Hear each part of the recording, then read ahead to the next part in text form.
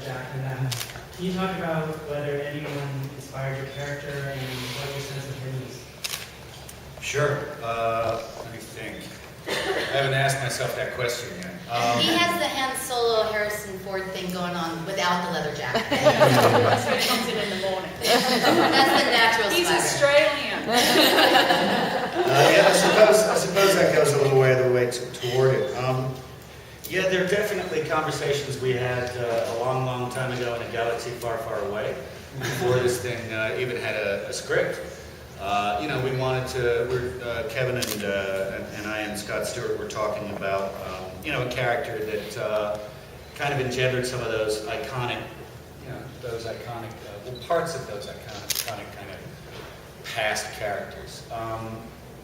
The interesting thing is with all of these kind of characters, as no doubt with my character eventually, they date because social mores and our culture moves on. So I think, you know, the interesting thing about playing this guy, this kind of classic anti-hero, is how does he fit now and how does he fit, say, 5 years from now? And that's the real challenge, is trying to make that kind of a thing constantly contemporary and not let it fall behind, you know?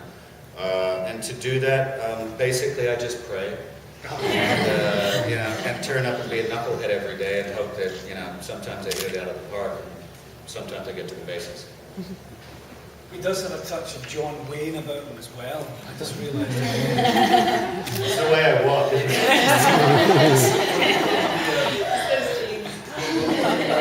Unexpected sort of inspiration for his character, because Stephanie's character was actually writing to O'Neill in Paper Moon.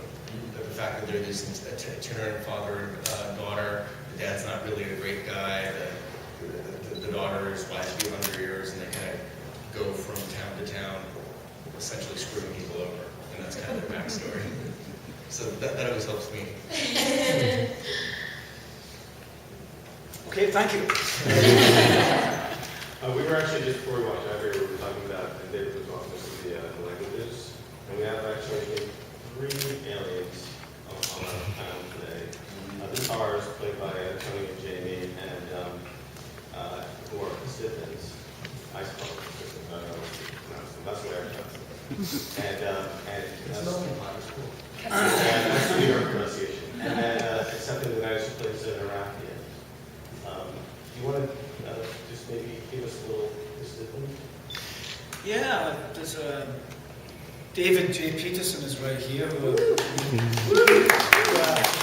created the language, and it's been I think it definitely gives the show a wonderful depth to the Indigenes. There's 7 Votan races here today. Me and my wife Jamie are playing Daytak and Stama. They're Castathans. Stephanie's an Arathiant.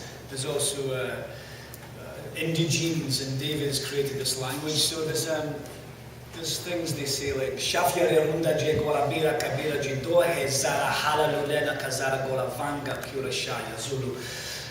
Is that with fries? That's with fries. No ice. Dressing on the side. Yes. And, so if you go to McDonald's and say that line, you will get free fries. Yeah. Something else too. Something else too. So no, but it's been a real. I think it definitely speaks for us all. It was funny because we obviously characters. learn David sends us these MP3s, and we learn our language separate from each other, and then we come together and I hear Tony do his and vice versa. And the first time I ever did it for him, I was really kind of going for, you know, I really found the kind of the musicality of it, and I thought it was quite beautiful, and I was like,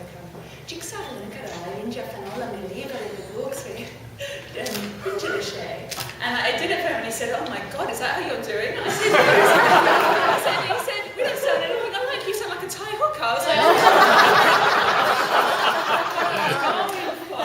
I decided to make that part of my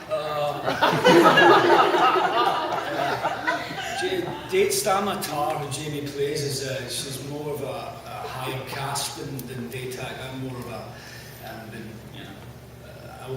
raised on the streets. She's a lady, you know, and it's incredible how they both have come together. But she probably speaks more properly than I do in Castathan. That's why she's Sounds like a title. God knows what I sound like. It's a good story. Okay, so that's the language. Interesting with the languages there as well is that we actually have started to understand each other. Yeah. We've actually created, you've created these incredible languages that actually I know more Iraqi than I do anything else. Really, it's become real, and we can actually converse with each other now, which is incredible. We can also swear. And Alien. Yeah. I was saying Nice. to Kevin the other day, I was like trying to argue a point to do with an issue I had with my character, and I was like, and Stummer wouldn't do that. Stummer would be out the door before Daytech could say Stucker. What am I talking about? It's great too, actually, because in some television series, obviously, you can't say the F-bomb or this or whatever, but in the world of Defiance, you can, but obviously maybe that won't be subtitled. It's I read and I'm like, you cannot put that even in it. There's some stuff in the recent episodes we've got, and it's like, my goodness, that's going to be. Yeah. Any other Translate that. Julie, you have been on quite a bunch of TV shows playing very versatile characters. How is your character on this show different from what you've done in other shows? And how did you prepare for the role?